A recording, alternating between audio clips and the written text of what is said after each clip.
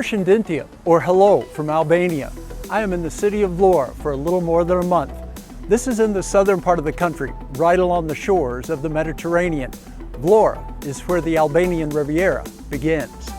In this video, I'll show you what I found during my first few days of making my way around the city. It's a really cool place with historic elements, a lot of national pride, and an incredible amount of beauty. Let's start here by the Mediterranean.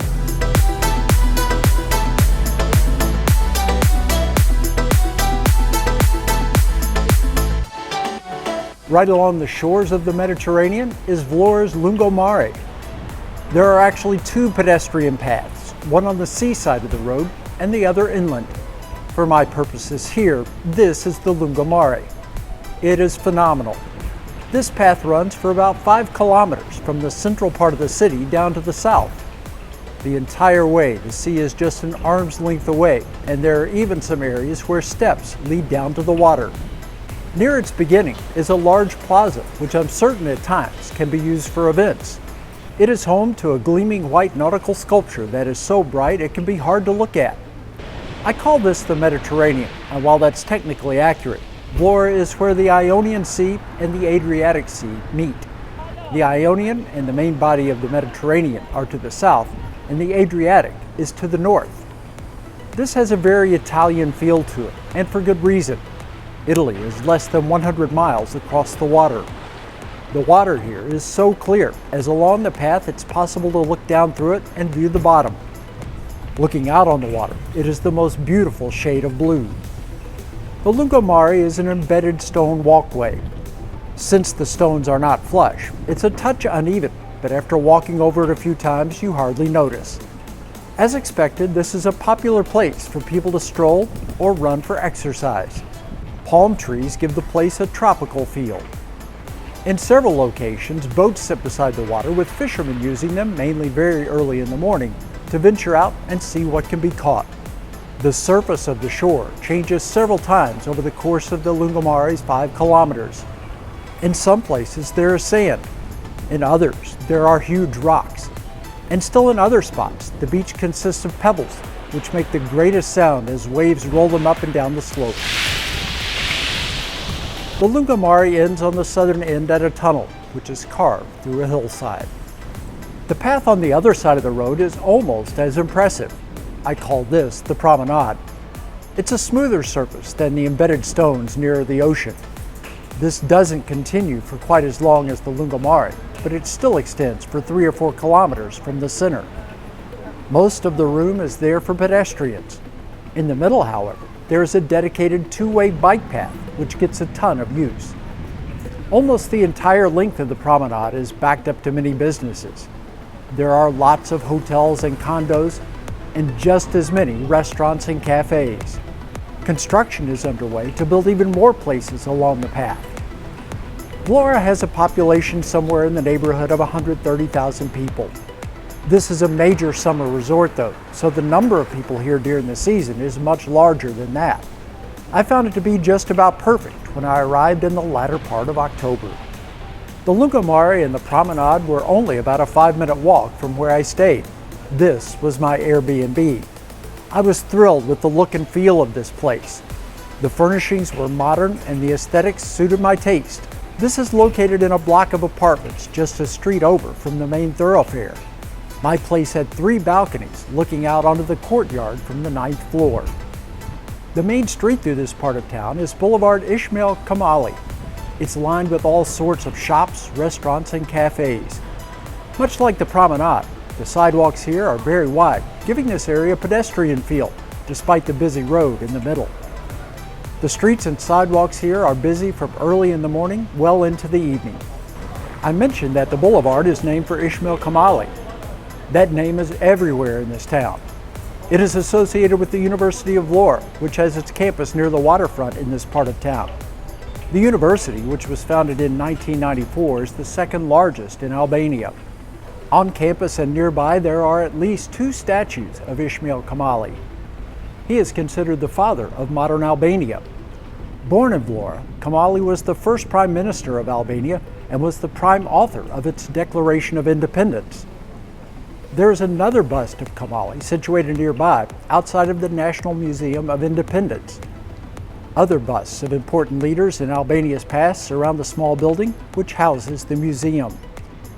Away from the seafront, up Ismail Kamali Boulevard is technically the center of Vlorë.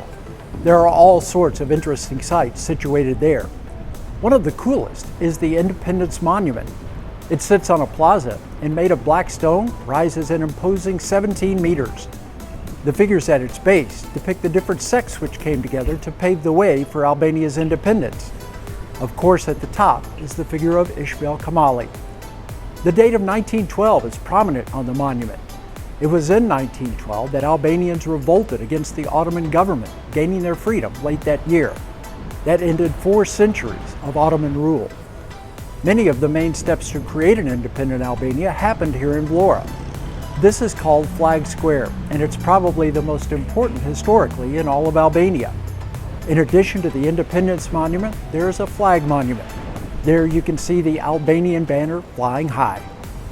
This is a tourist attraction and also the place where many independence celebrations are centered. Fittingly, just a short distance away is the tomb of Ismail Kamali. He died in 1919 at the age of 75, just 7 years after guiding the country to its place as an independent country. Not only is Vlorë considered the birthplace of Albania's independence, it is also one of the oldest cities in the country. You can see a little of that history at a site just steps away from Flag Square. These are the ruins of the ancient city of Vlorë. There is not much left of the structures that were situated here, but it's still a treat to see remnants from so long ago. Vlorë was founded by the Greeks and later conquered by the Romans. It was all built on the present-day footprint of Vlorë. Those in the know say this dates to the 5th or 6th century BC. It's just a small part of the history of the city, which has been controlled by many entities and empires, including Roman, Greek, Ottoman, and Byzantine, among others. While there isn't much left of these ruins, there is a magnificent historical structure just a couple hundred meters away. What you see here is the Muradi Mosque. It was constructed in the 16th century, during the time that the Ottomans were in power. Creation of the mosque began in 1537 and was completed in 1542. The mosque and its 18-meter-high minaret have survived until today. This has been preserved even as the city grew up all around it. Before there was a mosque, historians say there was a 12th century Byzantine church on this site. Today, the stone architecture is stunning, and one thing that really stood out to me was the decorative tile outside the front door of the building. Another feature of the Muradi Mosque is that recordings of the Islamic call to prayer are played here at certain times of the day. Access to the mosque doesn't seem to be restricted, and some say it represents the religious tolerance that is present in the city. Not far from all that historic stuff is a really sweet part of town. This is Old Town. Actually, Old Town is not all that old, but it remains a cool place to visit. The buildings are colorful, and the streets of the small area are closed to traffic. I only spent a few moments there and hope to explore this part of the city a little more in a future video. I could tell that this was a nice place to grab something to eat and perhaps a coffee, beer, or some other drink. There were a couple of art shops or galleries, but they were closed when I went there on a Sunday. Old Town exhibited a look and feel that makes everyone want to have a good time and enjoy themselves. Old Town only covers 1 or 2 streets and a couple of blocks. For the next stop, it's necessary to walk up from the area near Old Town and all the historic sites. One of the highest points within the city is Kuzambaba Hill. Steps and an incline lead to a natural plateau where there are a few things going on. The main site is a temple that was built in the era around 1600. It is a small religious center for the Bektashi sect. That's quite nice, but one of the main reasons to come up here is for the views. You can see much of Vlorë down below and can even glimpse the Mediterranean a couple of kilometers in the distance. The walk up is a bit steep, but it's a relatively short distance that can be covered in 10 or 15 minutes. The view is worth it. There is also a restaurant with a terrace at the top for food and drinks. High points are always fun so that you can get perspective on the places where you've been walking down below. There is another in the city located near the coast. This is simply a little pyramid built, apparently, with the sole purpose of letting people see the surrounding area. Taking 30 to 40 steps up to the top provides a pretty decent payoff. There is a 360-degree view. There's the sea, a view inland as Vlorë spreads away from the coast, and a really special look to the south, featuring the development along the shore. It's also possible to get a better look at one of the new developments taking shape. That's the Vlorë Marina, which is under construction. When finished, this will have boat slips, a major hotel, and plenty of commercial activity. It's something that will provide a boost to the region, especially when combined with an airport that is scheduled to open next year. A true cafe culture exists in this city. At all times of the day, people are sitting outside enjoying an espresso, a cappuccino, or other beverage of their choice. In the short time I've been here, I've tried several spots for coffee. There was the Sofia Cafe, which was okay. There was Mon Chéri, which I liked really well. While I haven't come across street performers anywhere around here yet, it was at Mon Chéri that a guy came to me to sing and play his guitar. It was a short song in exchange for what amounted to 50 cents. Seemed to be a good trade all around. My favorite place for coffee thus far has been Vlorë. It is just down the street from my apartment, and I've gotten several tasty cappuccinos from there. It's also a great location where you can enjoy the drink at tables and chairs on the wide sidewalk. I'll be going there again. There are lots of places where it's possible to get a beer. Many spots offer both coffee and harder stuff. The place I've been happiest so far is called Beer House 24. They have a couple of brews on tap, at least one of which is an Albanian beer. The first time I went in, I was asked if I wanted a large or a small. I chose the large and was presented with 2 mugs, just like this. I learned my lesson. A few doors down from that is the Novus Traditional Restaurant. It's a pretty neat setup where you walk in, take a look at what they have prepared, choose what you want, and they bring it to you. I had a tasty Greek salad and a yogurt and lamb casserole. With a really nice kitchen in my apartment, I've been cooking a lot more of late. It's nice to know, however, that there's a place that I can always go to if I get a little homesick.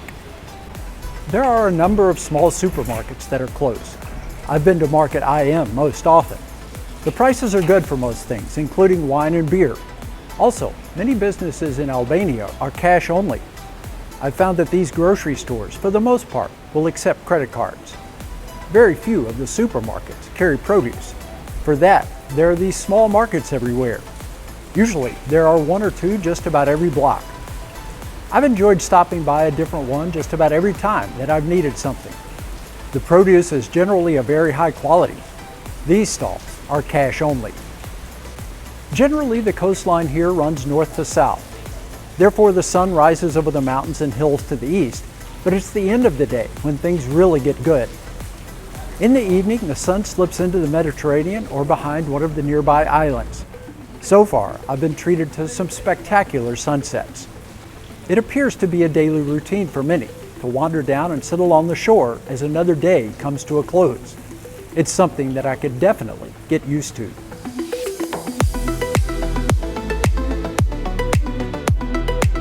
Pretty impressive, right? Over the next few weeks, I'll show you more of the city and the surrounding area. I'm even planning on spending several days in another location that you're really going to like.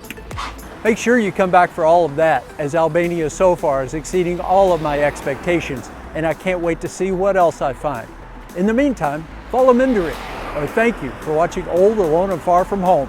It's always appreciated. See you next time.